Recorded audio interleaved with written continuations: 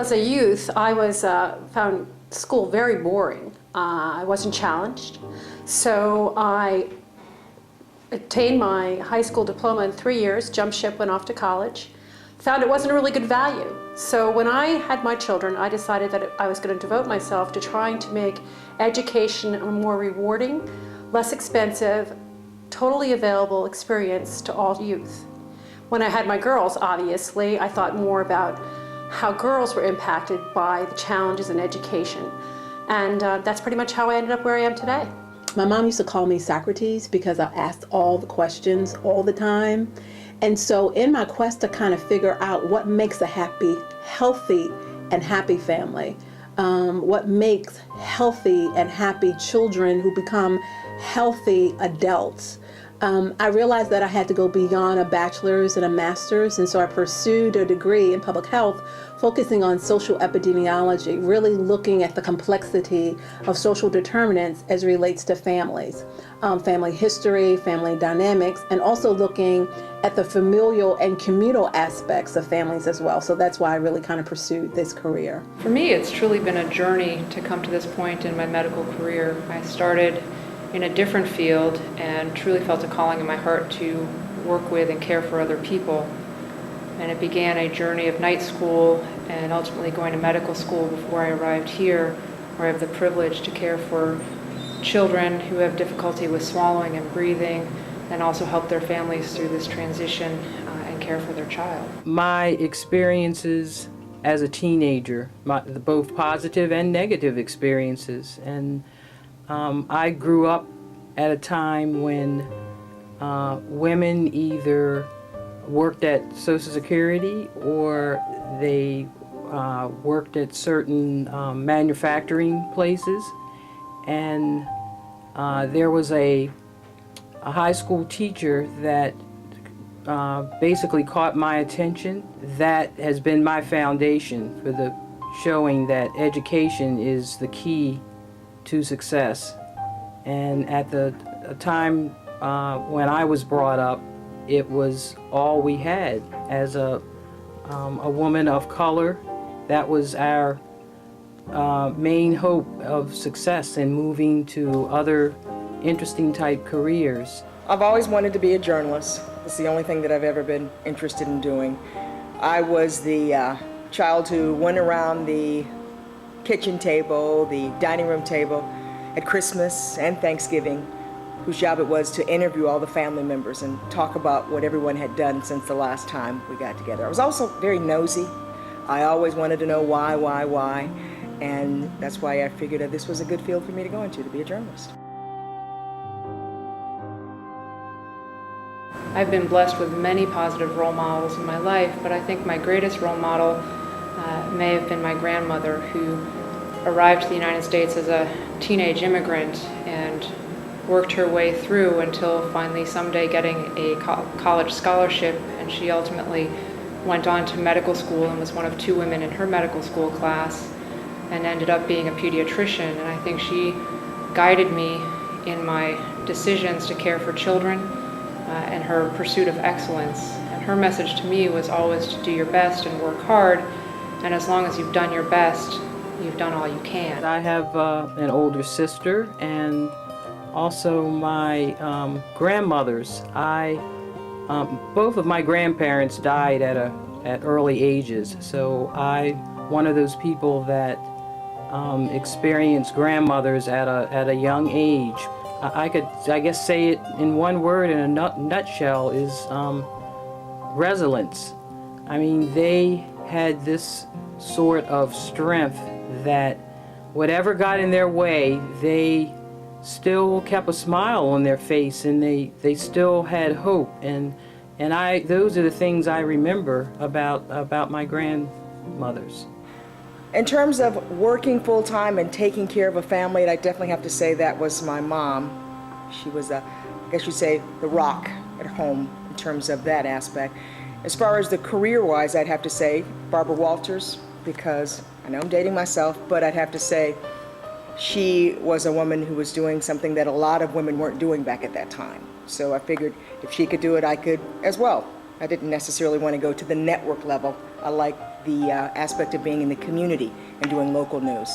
But I'd have to say those are my two female role models. Your mentor doesn't have to be your mom, doesn't have to be a teacher. If you're a girl, it doesn't have to be a woman. It could be a guy, it could be a priest. I did not have a positive female role model. In fact, I didn't have many role models, and I guess that's why I went about making sure that I was a good role model for my children and other children in the community. I had my mom, who was a single parent with 3 children on welfare, and I witnessed my mother go back to high school in the evening, work during the day, and to go to college to get her bachelor's and her master's degree, and fight hard for my brother and sister and I to know the importance of family, know the importance of work ethic, and know the importance that sometimes in life we may have moments when we're down, but we don't have to stay down. And so she is my biggest and greatest role model. And then the other person would be my grandmother. I've always been in public service. I seem to gravitate towards youth and helping youth, and now that I'm in my 3rd career, I feel like this, it is such, I am so humbled and honored to be receiving this award, and I'm feeling like I have come full circle. I mean, this is really a humbling experience, and I can't thank you enough.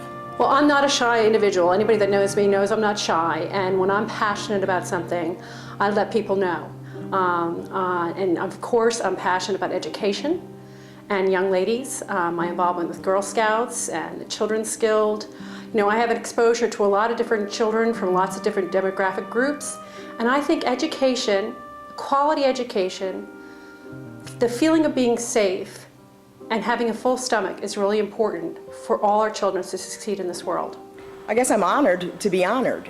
Anytime that you are selected or picked by your community for doing good things, it means a lot to me. A lot of times young ladies, young men as well, don't have role models to look up to. And I'm honored that I was picked in that regard. It's nice to feel like the hard work that you're doing is being recognized, and it means a lot to me.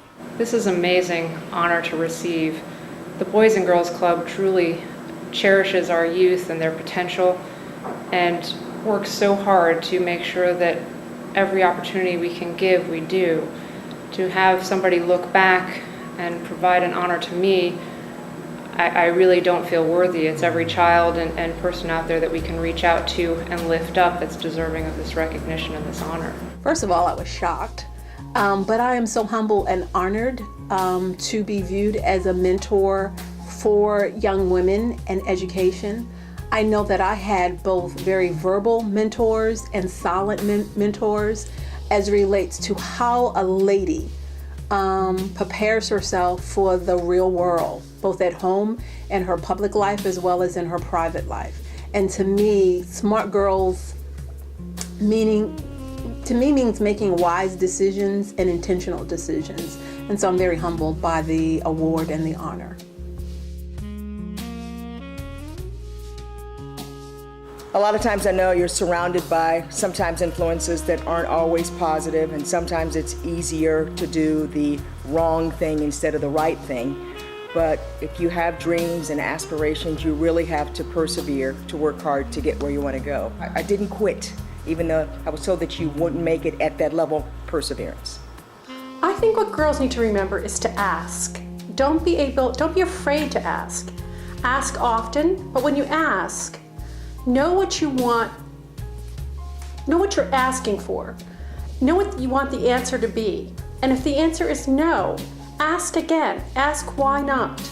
But don't be afraid to ask. The more you ask, the easier it'll get, and you'll find that many, many people are out there to help you. Never give up hope, and there's always someone out there willing to help you. There's someone out there that, that will help guide you to where you want to be.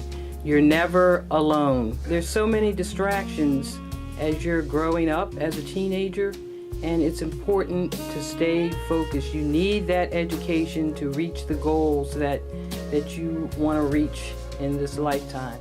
Be who you are instead of trying to be someone else. You are perfect just the way that you're made. And you are tall enough, short enough, dark enough, light enough, quiet enough, loud enough. Everything that you are, even the mistakes, even the errors, even the scars, make a difference. And they qualify you for a job that only you can do, and that is being who you are and being the best of who you are, both with the good and the bad. It enhances the individual. So that's my message. Be who you are intentionally and without excuses. This is a difficult time for young women in our community. There are so many negative messages out there and messages not to work hard or to get by or just do what's easy. The things that are truly worth pursuing and require hard work. I think everyone has the right to complain and ask that things change, but you also, in doing so, sign up for taking a part in that and working hard to make this world a better place, whether it's reaching out to your brother or sister next to you to lift them up and help them along, helping your parents, helping your neighborhood and your community, helping all those around you. It's really a network, and we have to work hard together. You should never ask somebody to do something that you're not willing to roll up your sleeves and help do yourself. That your character and your integrity will open more doors for you than your beauty or your brains. Well, if you stop me on the street, ask me, and I will share with you all my passion and all my love for education and girls, the experiences that are available through organizations such as the Boys and Girls Clubs and Girl Scouts. I've tried many careers in my journey here, and it's really been listening to my heart, praying, and listening to my friends and family around me that have guided me to this point in my life where I truly felt honored and privileged every day that I come to work. And I hope that every single one of you experienced that at some point in your life. All of us have, we're here for a purpose in life. And once you figure out your purpose, you can, there's so many things you can do and become. And never in my wildest dreams did I ever think I would have become an elected official. I think one thing that's very, very important is reaching out to help others. It's wrong to have the attitude that you've made it and you forget about those behind you that still need to make it. So I think that's very, very important to lend a hand. That's why, I'm always involved in giving speeches at schools and mentoring and doing whatever I can to help out those in need. So it's important to, once you've received some success, to think about those that from behind you who you are a role model to.